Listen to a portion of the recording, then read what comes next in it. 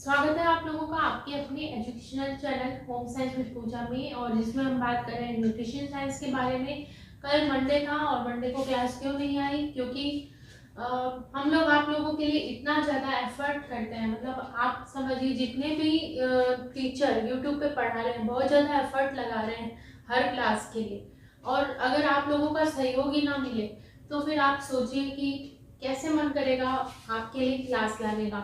यही रीज़न था कि मैं जो है क्लास नहीं लेके आ पाई, क्योंकि मेरा मन ही नहीं था बिल्कुल ही आप लोगों के लिए क्लास शूट करने का। और अगर मतलब नहीं अच्छा लगता है, आप ये देखिए इतना काम करते हैं हम, आप भी अगर काम कर रहे हैं कहीं पर जॉब कर रहे हैं कुछ भी कर रहे हैं पढ़ा रहे हैं, अगर आपको विदाउट सैलरी काम दिया जाए तो आप क्या कर पाएंगे? नहीं कर पाएंगे। इसी तरह से आपसे कोई पेमेंट नहीं मांगा जा रहा है, ना ही आपसे कहा जा रहा है कि आप फीस भरिए। आप ये देखिए कि जो कोर्स आपको करवाया जा रहा है एक सीरीज के अकॉर्डिंग पूरा, मतलब हमारी जो ब्रांच है होम साइंस की, इसमें 5 ब्रांच आती है, हम उसके सारे ही सीरीज वाइज हम करा रहे हैं। और उसमें अगर आप वैसे कोर्स लेते हैं तो कम से कम 2 या 2,500 आपको पे करना ही पड़ेगा। लेकिन हम क्या दे रहे हैं आपको? फ्री में क्लासेस दे रहे हैं, और फ्री की चीज़ें फालतू नहीं होती हैं, क्योंकि फ्री में हमें हवा भी मिल रही है, फ्री में हवा मिल रही है जो कि एक प्राणदायक वायु है। अगर वो ना मिले तो हमारा बचना मुश्किल है। इसी तरह से हर जो चीज़ फ्री होती है वो अच्छी होती है, अमूल्य होती है, उसका कोई मोल नहीं होता। जैसे कि नींद है, तो कोई फीस भरनी नहीं है, फ्री की क्लासें हैं बिल्कुल ही। लेकिन कुछ लोग ऐसा समझते हैं कि फ्री है तो ऐसे ही है, फालतू ही है। लेकिन फ्री में आपको नींद भी मिल रही है, वायु भी मिल रही है, कितनी ज़्यादा हमारे लिए इम्पोर्टेंट है ये दोनों ही चीज़ें। ये समझिए कि आपके लिए ये क्लासें लाना बहुत ज़्यादा एफर्ट लगाना पड़ता है, बहुत ज़्यादा बुक्स को पढ़ना पड़ता है, फिर जाके हम ये क्लास लेकर आ पाते हैं। और आपको सच बताऊँ, आज जो सिर है बहुत ज़्यादा मतलब पेन है सिर में, फिर भी मैंने सोचा चलो कल नहीं आई क्लास, लेकिन आज तो हम शूट कर ही लें। तो आप लोगों का सहयोग चाहिए क्लासों को रेगुलर रखने के लिए। और इसमें सहयोग में ऐसा नहीं है कि आपसे हम 2-3 हज़ार या 4-5 हज़ार रुपये मांग रहे हैं, ऐसा कुछ नहीं है। आपको सिर्फ एक लाइक करना है, एक सब्सक्राइब करना है, और आपको शेयर करना है, ताकि बाकी जो जितने भी बच्चे हैं उनके साथ भी ये क्लासेस जो है वो भी देख पाए। तो आप इस चीज़ का ध्यान रखिए। अगर ये चीज़ें रही, अगर आप लोगों का सहयोग रहा, तो मैं आपके लिए और भी अच्छी अच्छी क्लासें लेकर जरूर आऊँगी। तो फिलहाल तो हम मिल्क की क्लास पर आ जाते हैं। अब देखते हैं कितनी शूट हो पाती है, क्योंकि हेल्थ जो है अभी इतनी ठीक नहीं है। तो हम बात कर लेते हैं मिल्क के बारे में। तो मिल्क जो है, हमें पता है कि बायोलॉजिकल वैल्यू इसकी अच्छी होती है, क्योंकि जितने भी प्राणिज पदार्थ होते हैं, जितने भी भोज्य पदार्थ हैं, उन सबकी ही बायोलॉजिकल वैल्यू अच्छी होती है। और मिल्क की जो बायोलॉजिकल वैल्यू होती है वो 90% होती है, ये ध्यान रखना हमें। और मिल्क, इसी वजह से मिल्क को क्या कहा जाता है? एक पूर्ण आहार कहा जाता है, क्योंकि इसमें सारे न्यूट्रिएंट होते हैं। एक विटामिन सी और आयरन को छोड़ के बाकी सारी चीजें इसमें प्रचुर मात्रा में होती है। इसी वजह से इसको क्या कहा जाता है? पूर्ण आहार कहा जाता है। नेक्स्ट है प्रोटीन, केसिन। दूध जो होता है इसमें आपका क्या होता है? केसिन प्रोटीन होता है। दूध के अंदर केसिन प्रोटीन होता है और ये अच्छी मात्रा में होता है। इसके अलावा दूध में और क्या होता है? कार्बोज है, कार्बोज जो होती है, यानी जो शर्करा होती है वो कौन सी होती है? लैक्टोज होती है। और इसी लैक्टोज के कारण दूध का मीठापन होता है वो इसी लैक्टोज के कारण होता है। और लैक्टोज जो है उसको डाइजेस्ट करने का काम करता कौन है? लैक्टेज एंजाइम करता है। और ये एग्जाम में पूछा भी जा सकता है क्वेश्चन। तो आपको कितना आसान है? लैक्टोज जो कार्बोज है या शर्करा है, दोनों एक ही बात है। इनको पचाने का काम कौन करता है? लैक्टेज एंजाइम करता है। नेक्स्ट है दूध। एक पूरक आहार हमें बता ही दिया है हमने, और दूध में विटामिन सी और आयरन नहीं होता है। इसके अलावा विश्व दुग्ध दिवस जो मनाया गया था वो कब मनाया गया था? 1 जून को मनाया गया था। और भारत में 28 नवंबर ये यहाँ पर VE है। 28 नवंबर को मनाया गया था और ये 28 नवंबर था क्या वैसे, वर्गीस कुरियन जो थे इनका डेट ऑफ बर्थ, इनका जन्म इसी दिन हुआ था, तो ये इनका डेट ऑफ बर्थ था और इसी दिन जो है हमारे भारत के अंदर दुग्ध दिवस मनाया जाता है। नेक्स्ट क्वेश्चन है, और ये सारे जितने भी हम पढ़ रहे हैं आप ये समझ लीजिए एग्जाम में आए हुए क्वेश्चन है, वन लाइनर फॉर्म में है और आपको याद करने हैं एक एक करके, सारे एक एक करके फैक्ट है वन लाइनर में और आपको याद ही करने हैं। बात कर लेते हैं दूध के संगठन के बारे में। उससे पहले आपको नीचे वाला जो स्ट्रक्चर है वो शो नहीं हो रहा होगा, तो जो दूध का संगठन है वो क्या है, दूध में आप सभी जितने भी चाहे कितने तरल पदार्थ है फिर भी उसमें ठोस तो पाया जाएगा, ये ध्यान रखिए। और एक क्वेश्चन जो है पूछा जाता है, पेटेंट क्वेश्चन है, दूध अगर आपसे पूछ लिया जाए कि दूध कैसा भोज्य पदार्थ है, तो हमने अभी पढ़ा तो नहीं है फिर भी आप यहाँ पर एक बार देख लीजिए। दूध आपको मैं पूछ रही हूँ पूर्ण भोज्य पदार्थ, पूर्ण क्लियर लिक्विड है या सेमी लिक्विड है, कैसा भोज्य पदार्थ है, कैसा फूड है, तो दूध कैसा है, लिक्विड है, लिक्विड।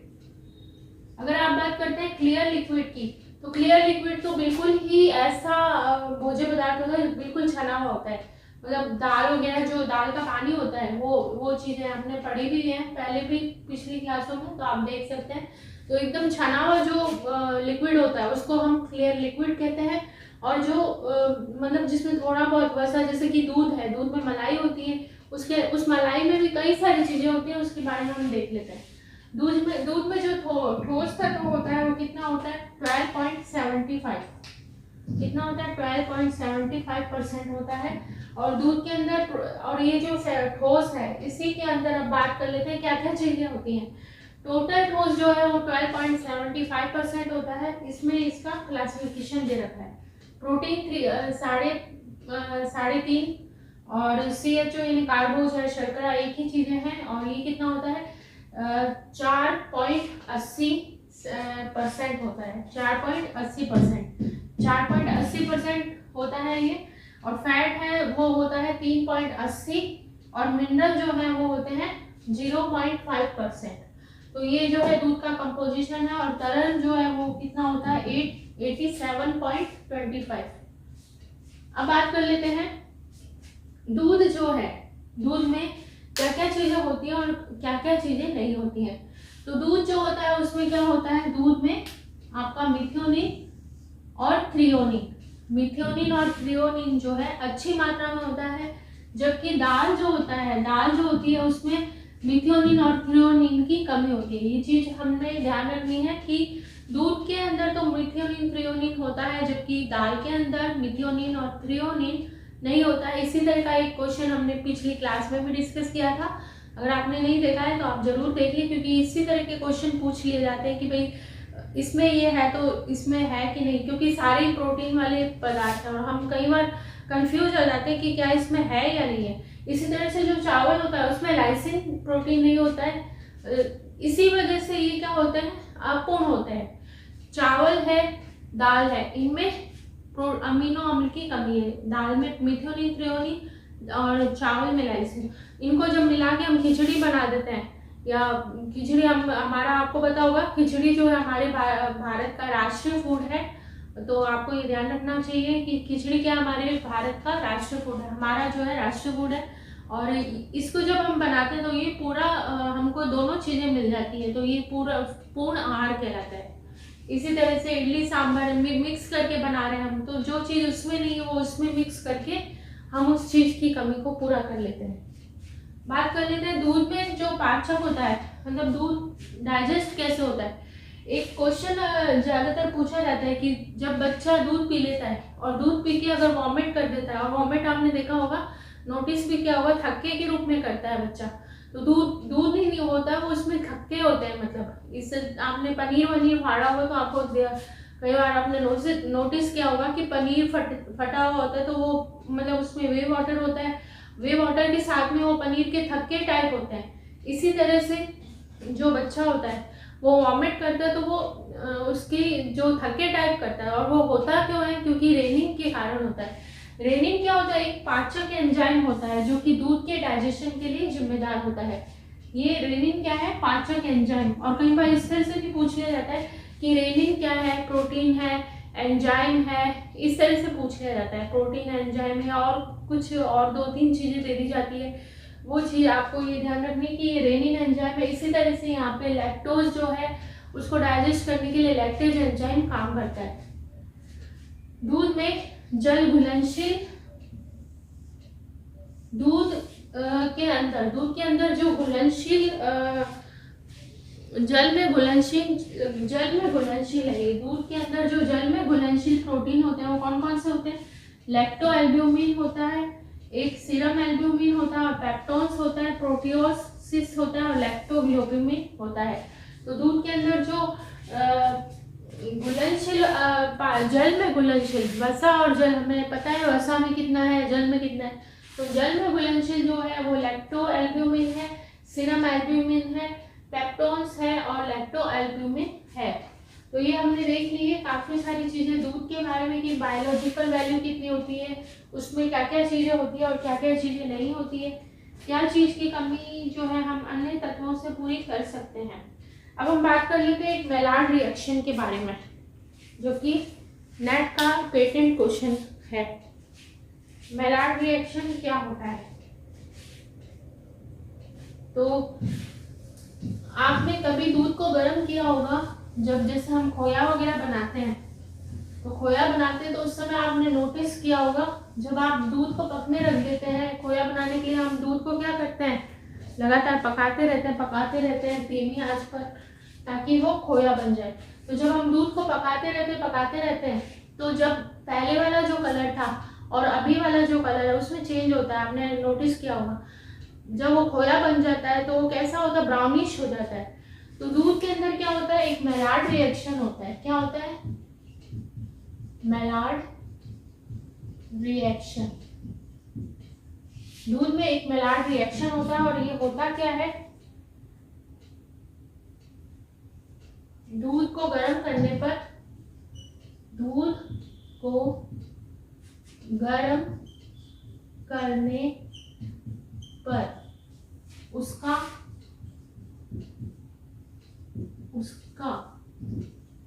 उसका ब्राउन होना। तो जैसे रबड़ी वगैरह है, खोया वगैरह हम बनाते हैं तो वो क्या हो जाता है? ब्राउन कलर का हो जाता है। वो इस मेलार्ड रिएक्शन के कारण होता है। अब दूध कुछ छोटी छोटी चीजें हैं, जैसे कि दूध से दही किसके कारण बनता है? दूध से दही, तो ये एक जीवाणु के कारण होता है और उसका नाम क्या होता है? लैक्टोबैसिलस।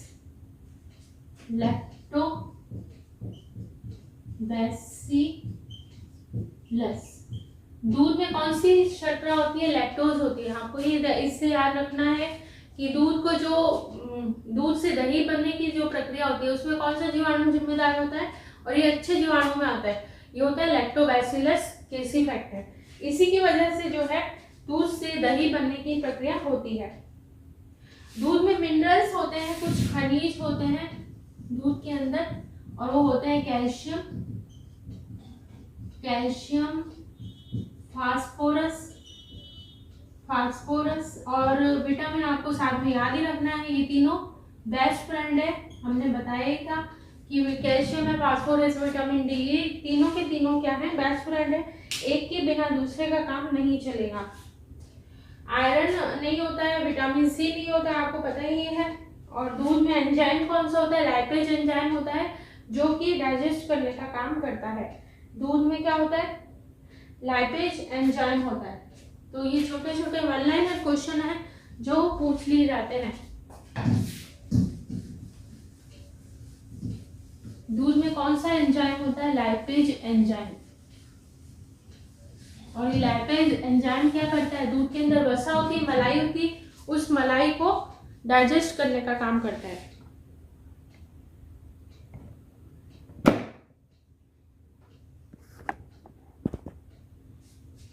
तो ये लाइपेज एंजाइम, हमें क्या याद रखना है? होप क्या आपको दिख रहा होगा, लाइपेज एंजाइम। ये लाइपेज एंजाइम क्या करता है, ये लाइपेज एंजाइम जो है वसा को, दूध की जो वसा है उसको डाइजेस्ट करने का काम करता है। दूध की वसा के डाइजेशन का काम करता है। तो ये जो लाइपेज एंजाइम है ये वो दूध के डाइजेशन का काम करता है। और दूध में जो फैट होता है वो किस रूप में होता है, पायस के रूप में होता है। ये सारे के सारे क्वेश्चन पूछे हुए हैं। दूध में वसा किस रूप में होती है, पायस। और दूध से हम बटर बनाते हैं, तो दूध से जो बटर बनता है, बटर, तो इस बटर में अजीब सी महक होती है। वो महक किस वजह से होती है, दूध ये बटर की जो महक होती है वो होती है ब्यूटेरिक एसिड। ये क्या होती है, ब्यूटेरिक एसिड के कारण ही जो ये अजीब सी गंध होती है मक्खन। तो अभी तो हमने काफी सारी चीजें देख ली। क्या क्या देख लिया, मेलार्ड रिएक्शन आ सकता है, आपको ध्यान रखना है। दूध में वसा किस रूप में होती है, पायस के रूप में होती है। दूध के अंदर जो बटर के अंदर जो महक होती है वो ब्यूटेरिक एसिड के कारण होती है। दूध को डाइजेस्ट करने वाला जो एंजाइम होता है वो कौन सा होता है, रेनिन एंजाइम होता है। और छोटा बच्चा जब दूध पीने के बाद वॉमिट करता है, थक्के के रूप में जो वॉमिट होती है उसको, वो रेनिन एंजाइम के कारण होती है। तो मतलब वो उस दूध का डाइजेशन तो हो चुका था, लेकिन पूरा अच्छे से वो उसका यूज नहीं हुआ, तो वो निकल जाता है कई बार बाहर। बच्चे को कई बार हम डकार वगैरह ना दिलाएं या कुछ ऐसा हो जाए कि वो पिलाते ही उसको लिटा दिया, कुछ कर दिया या घुमाने ले गए, तो कई बार ऐसा हो जाता है। तो ये रेनिन एंजाइम के कारण ही बच्चे का जो दूध होता है वो दही यानी एक पनीर के रूप में निकलता है। दूध से दही बनने की प्रक्रिया में कौन जिम्मेदार होता है, लैक्टोबैसिलस केसी फैक्टर, जो केसी फैक्टर मैंने लिखा नहीं है, लैक्टोबैसिलस केसी फैक्टर, ये जिम्मेदार होता है दूध से दही बनने के लिए। और ये पेटेंट क्वेश्चन है। ये सारे जितने भी आज हमने दूध के बारे में जानी है चीजें, वैसे कोशिश मेरी यही रहती है कि वही चीजें मैं आपके सामने लेकर आऊँ। हो सकता है एग्जाम्पल के साथ आपको समझाती हूँ, वो चीजें अलग हो सकती हैं एग्जाम्पल, ताकि आपको याद हो जाए। तो सारी चीजें ऐसी ही लाई जाती है जो कि आपके एग्जाम में या तो आई भी है या फिर आ सकती है। तो आज की क्लास को यहीं पर एंड करते हैं। दूध का थोड़ा पोर्शन अभी बाकी है और कल की क्लास में हम दूध को ही डिस्कस करेंगे। और क्लास की शुरुआत में जो आपसे कहा गया था, उम्मीद है कि आप उसका थोड़ा ध्यान रखेंगे। आपका अगर सपोर्ट मिला तो आपको क्लास से इससे भी अच्छी और बहुत अच्छी मिलेंगी, ताकि आप अपनी एग्जाम की तैयारी अच्छे से करें, फ्री में करें और बहुत अच्छे से करें, क्योंकि फ्री की चीज़ें क्या होती हैं, अमूल्य होती हैं। तो आज की क्लास को यहीं पर एंड करते हैं और इसी उम्मीद के साथ कि आप जो है अपना सहयोग रखेंगे इन क्लासों के साथ, बने रहिए इस चैनल के साथ जिसका मूल मंत्र है ऑलवेज सक्सेस। मिलते हैं कल की क्लास में। Thank you so much.